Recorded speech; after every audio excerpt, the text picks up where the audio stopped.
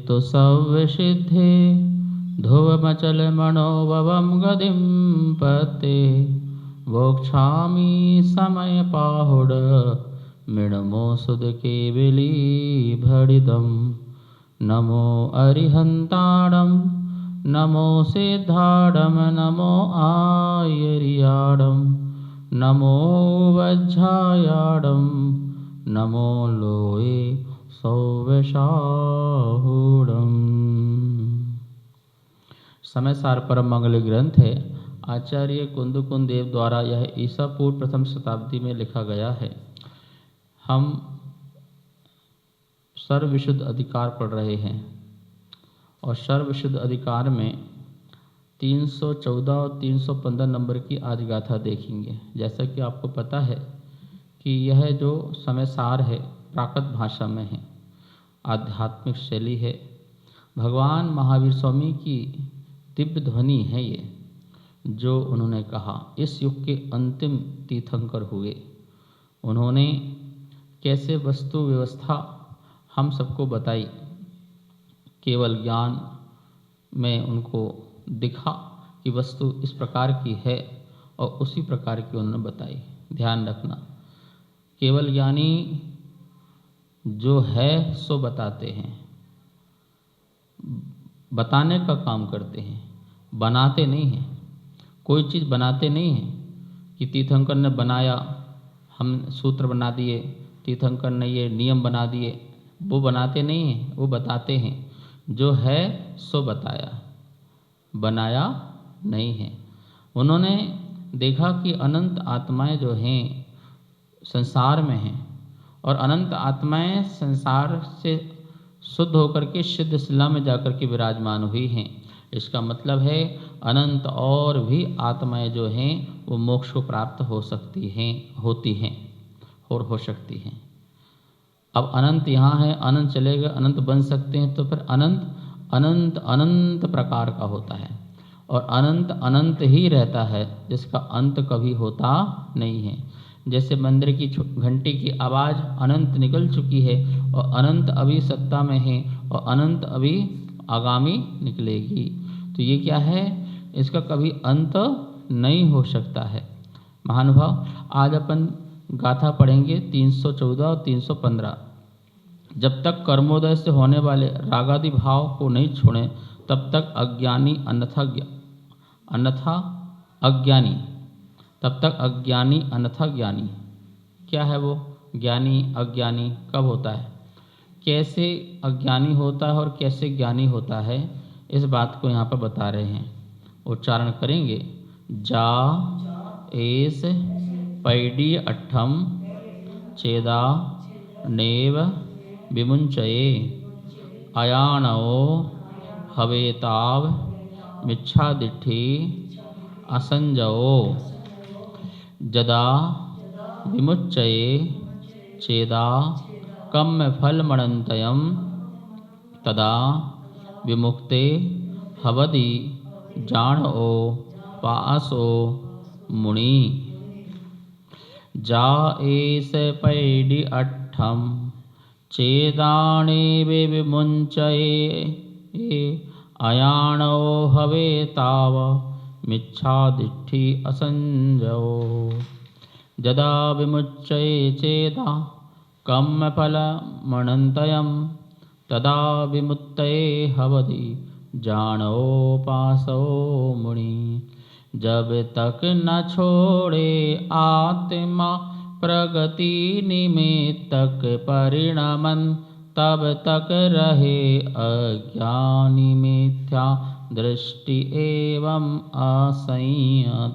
जब अनंता कर्म का फल छोड़ दे यह आत्मा तब मुक्त होता बंद से सुदृष्टि ज्ञानी सही में। जा ऐसा जब तक चेदा यह आत्मा पैडी अट्ठम प्रगति की निमित्त से उपजता विनस्ता नेव मुझे नहीं छोड़ता। अयानो हवेताव जब तक वह अज्ञानी है, मिथ्या दृष्टि है, मिथ्या दृष्टि है।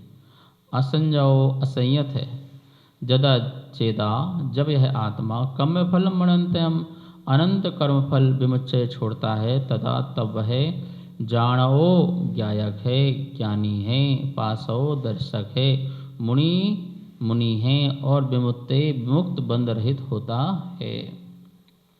देख लो भैया, ज्ञानी और अज्ञानी की यहाँ पे परिभाषा बता दी आचार्य भगवान ने। सर्वविशुद्ध अधिकार चल रहा है ना, तो कैसे विशुद्ध आत्मा होती है ज्ञानी, और नहीं होती तो उस समय पर अज्ञानी होती है। ठीक है। ऐसा जब यह आत्मा प्रगति के निमित्त से, कर्म के निमित्त से उत्पन्न होता है और विनष्ट होता है। उत्पन्न और विनष्ट मतलब जन्म और मरण को प्राप्त होता है, या अपने ही भावों में उतार चढ़ाव होता है, तब तक यह आत्मा जो है अज्ञानी है, मिथ्या दृष्टि है। कर्मों के अधीन बात कह रहे हैं। अब यहाँ पर मिथ्या दृष्टि की बात जो है, कोई कहे तो कर्माधीन तो अनंत भगवान भी हैं, तो क्या वो भी मिथ्या दृष्टि हैं? ठीक है ना।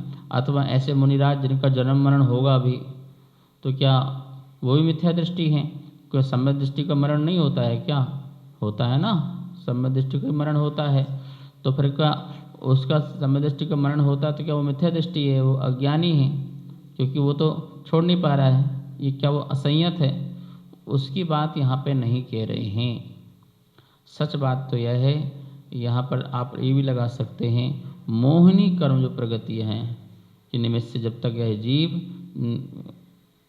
अपने भावों उतार चढ़ाव करता है, तब तक वो असंयत रहता है, अज्ञानी रहता है। ज्ञानावर्णी कर्म का जब तक उदय चल रहा है तो कैसा है? अज्ञानी है। मोहिनी कर्म में दर्शन मोहिनी कर्म का उदय चल रहा है, वो मिथ्या दृष्टि है। चारित्र मोहिनी कर्म का उदय चल रहा है, वो असंयत है। तीन बातें होती ना, दर्शन, ज्ञान और चारित्र। तो मोहिनी कर्म के उदय से वो उसका दर्शन प्रकट नहीं होता, श्रद्धा प्रकट नहीं होती है। ज्ञानावर्णी कर्म के उदय से उसके अंदर ज्ञान प्रकट नहीं होता है, केवल ज्ञान प्रकट नहीं होता है। और मोहिनी कर्म के चारित्र मोहिनी कर्म के उदय से उसमें चारित्र प्रकट नहीं होता है। दो कर्म बता रहे हैं, ठीक है ना। और जहाँ ज्ञानावर्णी है वहाँ दर्शन भी लगा लें कि दर्शनावर्णी के उदय से उसमें दृष्टापन प्रकट नहीं होता है। तो दर्शन मोहिनी के उदय से श्रद्धा प्रकट नहीं हो पा रही, उसकी बात कह रहे हैं कि वो मिथ्या दृष्टि है। दर्शन मोहिनी के उदय से उसको श्रद्धा उत्पन्न नहीं हो रही है, वो मिथ्या दृष्टि है। पहला विशेषण बता दिया। और उसकी ज्ञानावर्णी कर्म के उदय से उसको केवल ज्ञान की प्राप्ति नहीं हो रही है, या सम्यक ज्ञान की प्राप्ति नहीं हो रही है, ठीक है ना। मिथ्या ज्ञान है, मिथ्या श्रुत है, मिथ्या मति ज्ञान आदि, कुमति है, कुश्रुत है, तो वो अज्ञानी है। और चारित्र मोहिनी कर्म के उदय से उसमें संयम का भाव प्रकट नहीं हो पा रहा है, तो वो असंयम है। इस प्रकार से वह मिथ्या दृष्टि, अज्ञानी और असंयमी है। जब तक यह आत्मा प्रगति के निमित्त से नहीं, प्रगति के निमित्त से उपजता है, विनष्टा है और नहीं छोड़ता है, तब तक वह अज्ञानी है। देख लो, सच बात है। प्रगति पराधीनता है, कर्म की पराधीनता से जीव के भाव, जीव के परिणाम, जीव की परिणति दोनों ही बिगड़ जाती है। परिणाम भी बिगड़ जाते हैं और परिणति भी बिगड़ जाती है। अंतरंग परिणाम भी बिगड़ गए और बहिरंग की परिणति भी बिगड़ जाती है। किसके उदय से? प्रगति के निमित्त से, कर्म के निमित्त से। इसलिए ऐसे आत्मा को वो क्या कह रहे हैं? अज्ञानी कह रहे हैं, असंयमी कह रहे हैं, मिथ्या दृष्टि कह रहे हैं। मतलब अपनी भाषा में मिथ्या दर्शन, मिथ्या ज्ञान और मिथ्या चारित्र उसके अंदर उत्पन्न हुआ है, तभी इसको मिथ्या दृष्टि, अज्ञानी और असंयत कहा है। जदा विमुच्चये चेदा कम फलम अनंतयम, जब यह आत्मा अनंत कर्म फल को छोड़ती है। क्या करती है? जब आत्मा ये अनंत कर्म फल, कर्म जो अनंत कर्म फल देने वाली प्रगति है, कर्म है, इनको छोड़ देती है, विमुच कर देती है, तो अब यह आत्मा ज्ञाय को ज्ञायक होता है, दर्शको दर्शक होता है, मुनि होता है, विमुत्ते हवति बंध रहित होता है, सिद्ध भगवान होता है। ज्ञानावर्णी कर्म नष्ट कर देगा, तो क्या हो जाएगा, ज्ञानी हो जाएगा फिर वो, ठीक है ना। और मोहनी कर्म नष्ट करने से वो अनंत सुखी हो जाएगा, और दर्शन मोहनी नष्ट करने से अनंत सम्यक्ति हो जाएगा, क्षायक सम्यक्त हो जाएगा। चारित्र मोहनी कर्म नष्ट करने से वह जो है अनंत सुखी हो जाएगा, ठीक है, या क्षायिक चारित्र हो जाएगा। और दर्शनावरणी कर्म नष्ट करने से वो दर्शक हो जाएगा, दृष्टा बन जाएगा। और चारित्र मोहनी कर्म प्रगति नष्ट करने से अनंत सुखी तो होगा ही होगा, साथ में संयमी हो जाएगा, मुनि बन जाएगा। और मुनि ही तो सुखी बनते हैं, मुनि ही आनंद लेते हैं। तो समस्त कर्मों से रहित होने पर, प्रगति से रहित होने, बंध रहित हो जाते हैं, विमुक्त हो जाते हैं, सिद्ध परमात्मा बन जाया करते हैं। अब हम लोग जो हैं अनादि से कर्मों के अधीन हैं, और हमने कर्मों की अधीनता को स्वीकार कर लिया है। जैसे कोई दास होता है, वो दास बना रहता है। क्यों दास बना रहता है? क्योंकि उसके अंदर एक भाव रहते हैं कि देखो मैं यहाँ से हटूंगा तो मेरा अस्तित्व खत्म हो जाएगा, मैं मर जाऊंगा, मेरा परिवार मर जाएगा। इसलिए वो जिंदगी भर दासता को स्वीकार करता है, सेवक बना रहता है। तो जैसे उसकी भूल है कि नहीं, मैं दास नहीं, मैं भी मालिक बन सकता हूँ, मैं भी बड़ा आदमी बन सकता हूँ, मैं भी अपने पैरों में खड़ा हो सकता हूँ, मैं भी वो काम कर सकता हूँ जो इसने काम किया है, मेरे अंदर वो शक्ति है, मेरे अंदर ताकत है। जब इतनी पावर, इच्छा शक्ति अपने अंदर लेके आता है तो वो दासता खत्म कर देता है, ये तो दास बना रहता है। ऐसे ही जिसने अपने को कर्माधीन कर दिया है, तो कर्माधीन करने वाला व्यक्ति जो है, होने वाला जो व्यक्ति है, वह नियम से संसार में दुखी रहेगा, अज्ञानी रहेगा, मिथ्या दृष्टि रहेगा। हम अनादिकाल से बोलते संसार में रहे ना, तो क्या सम्यक्ति रहे क्या? अनादिकाल से अज्ञानी, मिथ्या दृष्टि और असंयमी रहे, ये तो बता रहे। प्रगति के निमित्त से, कर्मों की प्रगति के निमित्त से अनादि मिथ्या दृष्टि जीव अज्ञानी असंयमी है, असंयमी। जैसे वो हमेशा दास था और अभी भी चेतेगा नहीं, जागृत नहीं होगा, आंखें नहीं खुलेंगी, ज्ञान की चक्षु नहीं खुलेगी, संबोधन प्राप्त करके, देशना प्राप्त करके भी उसके अंदर ज्ञान के पटल नहीं खुलेंगे, जो ताले लगा रखे हैं, बंद है, वो नहीं खुलेंगे, तब तक वह अज्ञानी रहेगा। जैसा वो दास, दास ही रहेगा। भाई पुरुषार्थ करना पड़ेगा ना, सोच ऊंची रखना पड़ेगी, सोच अच्छी रखना पड़ेगी। और जो सोच रहे हैं या पहले सोच चुके हैं, उनके साथ रह करके, उनसे सलाह लेकर के, उनसे अपन को पूछ करके कैसे हम दासता को ख़त्म करें, कैसे हम कर्म की दासता को समाप्त करें, कर्म की दासता को समाप्त कैसे करें, ऐसा जिन्होंने कर्म नष्ट किए हैं उनके पास जाए। इसलिए समोषण में जाते हैं, सिर्फ महावीर के समोषण में महावीर के दर्शन करने मात्र थोड़ी जाते हैं, हम उनसे सच्चा ज्ञान लेने जाते हैं कि आपने ये कर्म की दासता समाप्त कैसे की है और अपने अंदर प्रभुता कैसे प्रकट की है। तो महावीर स्वामी कहते हैं, तुम बिल्कुल जैसे हो वैसे हो जाओ, सहज हो जाओ, मायाचारी मत करो, लोभ मत करो, क्रोध मत लाओ, मान मत लाओ, जगत के चराचर सभी पदार्थों के प्रति कोई राग नहीं, कोई द्वेष नहीं, समता भाव लाओ। लोग बोलते महाराज हम तो घर में रहते हैं, हमें किसी प्रकार का किसी से मोह नहीं है, राग नहीं है, तो रहते क्यों फिर क्यों बोलते मेरे पिता ये, माता है, ये बच्चे हैं, ये है, वो है, ठीक है ना। तुम्हारा राग यहाँ खत्म हो गया होगा, कहीं राग और कहीं लग गया होगा, खानदान में लग गया होगा, कहीं और लग गया होगा, किसी वस्तु में लग गया होगा। अरे कहीं ना कहीं अपने राग को तुमने कन्वर्ट किया है, डाइवर्ट किया है। तो उसको डाइवर्ट कर दिया है ना, इसलिए तुम्हारा अब राग यहाँ नहीं वहाँ लगा है। तुमने इससे दुश्मनी हटा दी तो किसी और से दुश्मनी कर रहे होगे, किसी वस्तु से तुम द्वेष भाव कर रहे होंगे, इसलिए तुम जो है इस वस्तु से राग नहीं कर पा रहे हो, तो तुम्हारा डाइवर्ट हुआ है। वर्णी जी कहते थे भैया कसाय का परिवर्तन तो करते रहते हम। घर में बहुत लोभ था, यहाँ पर आके बहुत मान छा गया। तो बोले कसाय ही तो बदली है ना, कसाय तो समाप्त नहीं की ना। कसाय क्या हो गई? पहले घर से, परिवार से, लोगों से, धन दौलत पैसे से लोभ था, लोभ था, लोभ था, और अब यश की चाह है, ख्याति की चाह है, तो अब मान बढ़ गया। तो अब मान कसाय बढ़ते जा रही है, तो लोभ थोड़ा कम हुआ है। यद्यपि लोभ तो बहुत ज़्यादा बढ़ जाता है। जिन शासन की प्रभावना का भी एक लोभ है,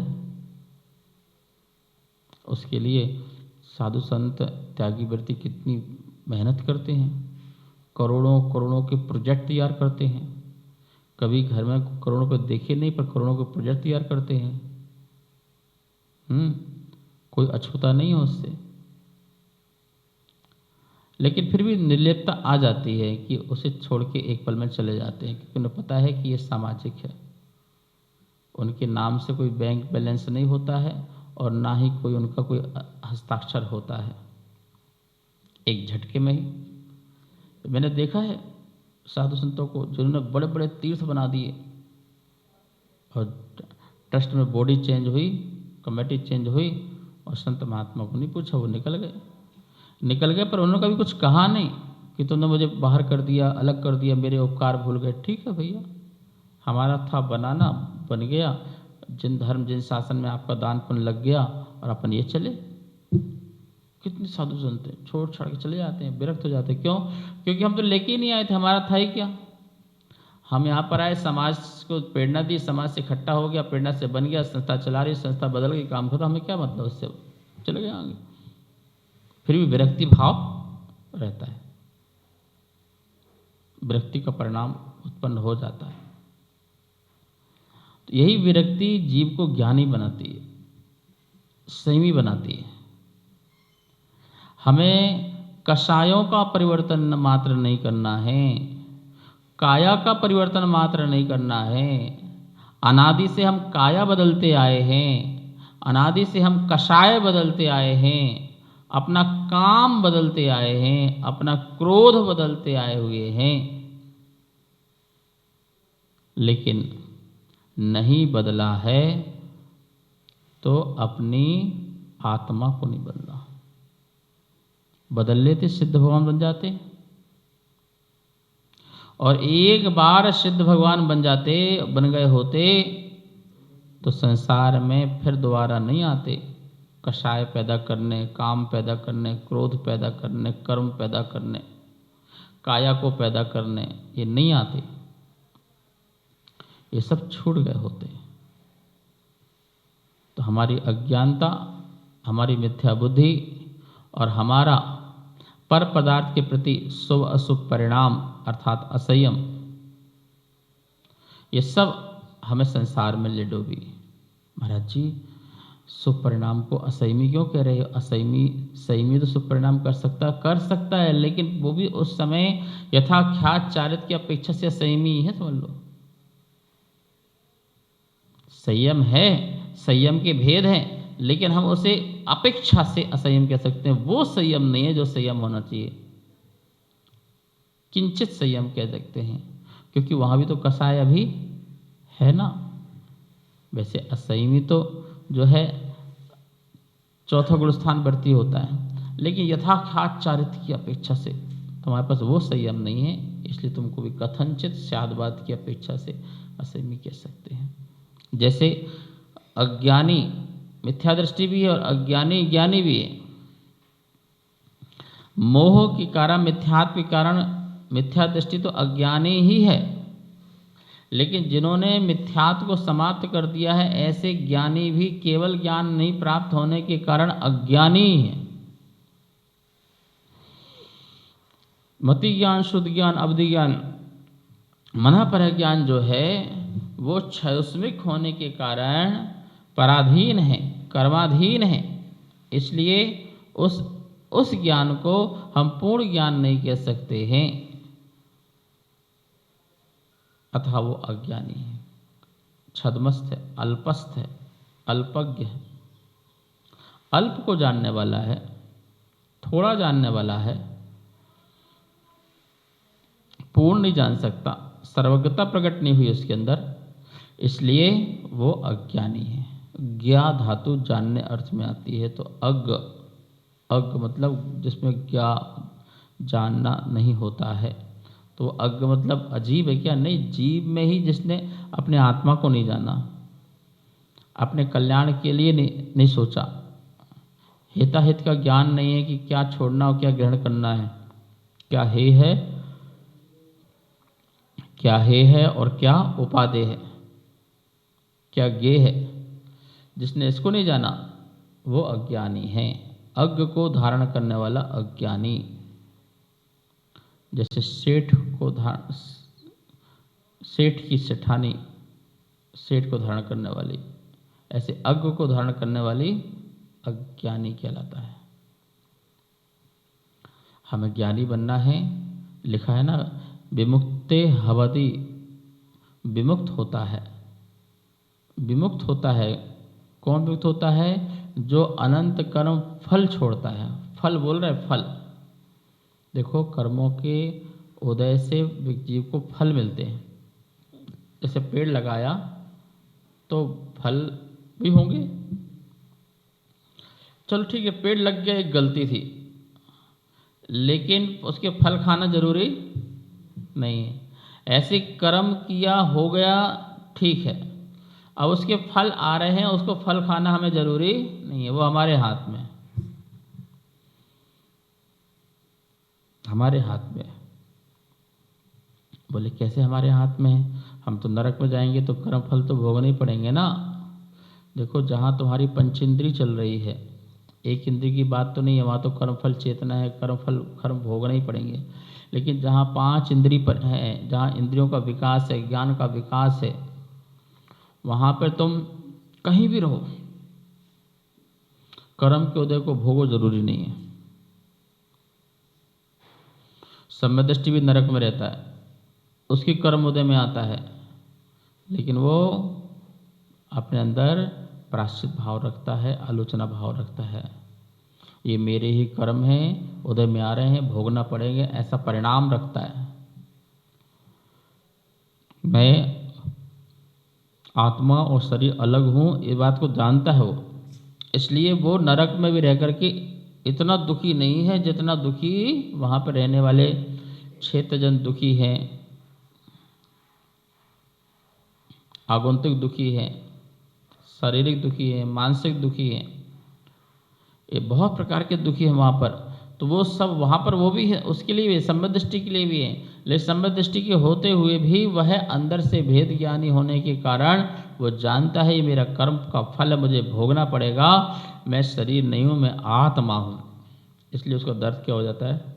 ये अज्ञानी मिथ्या दृष्टि की अपेक्षा से कहा गया कि वो अनंत दुखी वहाँ पर। चारों गति में, तिरंज में कोई पंचेंद्रिय जीव हो, देव में पंचेंद्रिय जीव हो, मनुष्य में हो, नारकी में हो, यदि सम्यक दृष्टि है तो वो वहाँ भी सुखी है, और मिथ्या दृष्टि है तो उससे कोई ज़्यादा दुखी हो, कोई दुष्जीव हो नहीं सकता। एक इंद्रिय इतना नहीं जितना 5 इंद्रिय है, क्योंकि इंद्रिय का विकास होने के कारण वह ज़्यादा महादुखी हो जाया करता है, बहुत दुखी हो जाता है।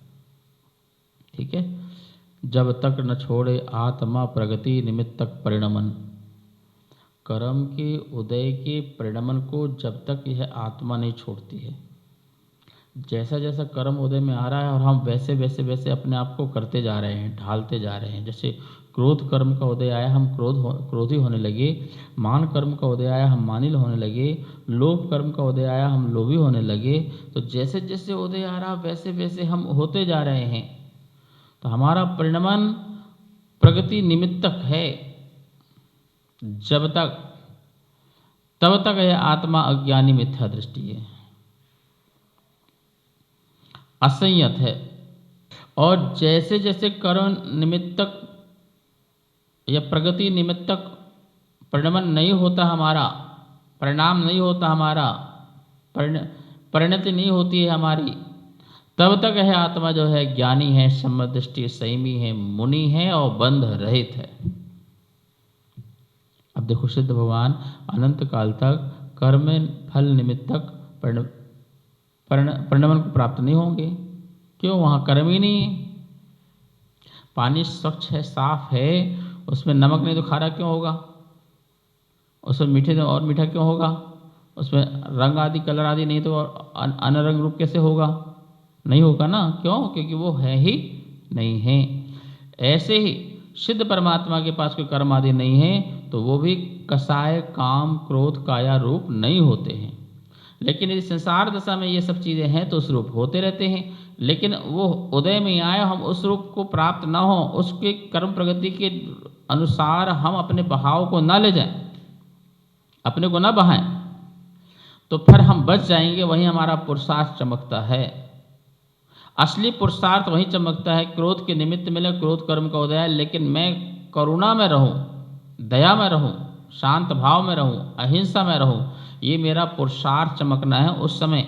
ऐसा नहीं कि मैं कर्म के बहाव से बहते ही जाऊंगा, आवश्यकता नहीं है। बहाव पानी का तेज आ रहा है, मैं अपने हाथ पैर चला करके पार हो ही जाऊं, ये मेरा पुरुषार्थ है। ऐसे नहीं कि मैं कर्म के बहाव में बहता जाऊं, बहता जाऊं, बहता जाऊं और अपना जीवन समाप्त कर लूं। नहीं, मैं भी अपने हाथ पैर चलाऊंगा और कर्म को नष्ट करूंगा। मैं भी पुरुषार्थ करूंगा, ध्यान का, सामायिक का, स्वाध्याय का, प्रायश्चित, आलोचना, प्रतिगुण का, जिससे मैं भी कर्म को नष्ट करूंगा, क्षय करूंगा।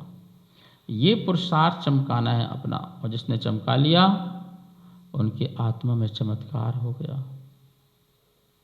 उनकी आत्मा परम शुद्ध, विशुद्ध, सिद्ध परमात्मा को प्राप्त हुई है। शेष विषय कर।